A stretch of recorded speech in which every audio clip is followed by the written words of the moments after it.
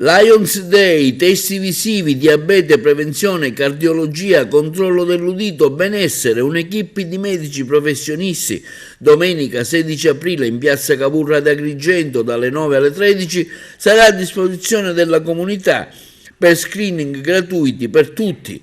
L'iniziativa è incardinata in un progetto nazionale coordinata dal distretto 108 YB Sicilia, il cui governatore Maurizio Gibilaro, è organizzata dal presidente di zona 26 Mariella Antinoro e vede la partecipazione dei club Lions che ne fanno parte, tra questi il Lions Club presidente Emanuele Farrugia, il Lions Host Agrigento Chiaramonte, il presidente Edoardo Sessa, Lions Club Aragona Zolfare, presidente Rita Monella, Lions Club Agrigento Valle dei Templi, presidente Francesco Pira, Leo Club Agrigento Os, presidente Marta Castelli. I Lions forniranno alla comunità un approfondito servizio di screening sanitario gratuito offerti da medici e professionisti di comprovata competenza. Come ha affermato il presidente di zona Mariella Antinoro, daremo la possibilità a tutti di fruire una giornata dedicata alla prevenzione e alla diagnosi precoce di una serie di patologie tramite test visivi che verranno curati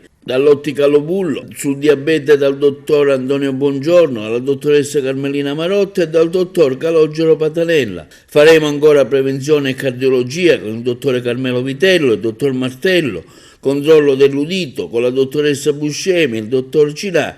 Ci sarà come corner e benessere il dottor Gaetano Liotta, promozione screening oncologici con la dottoressa Martina, la dottoressa Costa, la dottoressa Amato. Si tratta di un'occasione da non perdere per quanti vogliono accedere a un servizio gratuito che è di fondamentale importanza per la salute, in particolar modo in un momento in cui la sanità non riesce a garantire i supporti immediati a causa delle lunghe file di attesa.